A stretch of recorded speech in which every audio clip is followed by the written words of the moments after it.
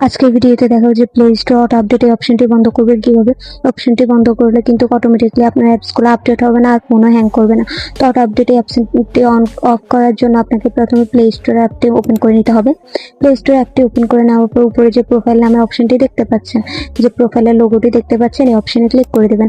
অপশনে ক্লিক করে দেওয়ার পর যে সেটিংস নিচে যে সেটিংস নামে অপশনটি দেখতে পাচ্ছেন, এই সেটিংস নামে অপশনটিতে আপনাকে ক্লিক করে দিতে হবে। সেটিংস নামে অপশনটিতে ক্লিক করে দেওয়ার পর উপরে যে নেটওয়ার্ক প্রসেসিং অপশনটি দেখতে পাচ্ছেন, এই অপশনটিতে ক্লিক করে দেবেন। অপশনটিতে ক্লিক করে দেওয়ার পর যে অটো আপডেট অ্যাপস নামে অপশনটি দেখতে পাচ্ছেন, এই অপশনটিতে ক্লিক করে দিতে হবে। অটো আপডেট অ্যাপস নামে যে অপশনটি আপনি দেখতে পাচ্ছেন, এই অপশনে আপনাকে ক্লিক করে দিতে হবে।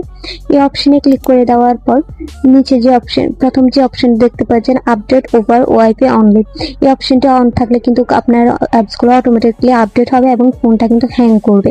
কিন্তু নিচে যে অপশনটি দেখতে পাচ্ছেন আমি অন করে রেখেছি নট অটো আপডেট অ্যাপস, এই অপশনটা অন করে রাখলে আপনার ফোনের অ্যাপসগুলো অটোমেটিকলি আপডেট হবে না আর ফোনটা হ্যাংও করবে না।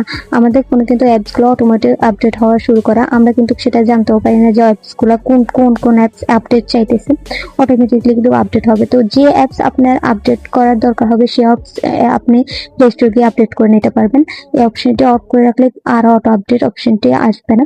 এছাড়া ভিডিও ভালো লাগলে চ্যানেলটি সাবস্ক্রাইব করে পাশে থাকা বেল বাটনটি অন করে দিবেন। ফেসবুক পেজ থেকে দেখে থাকলে অবশ্যই ফলো দিয়ে রাখবেন।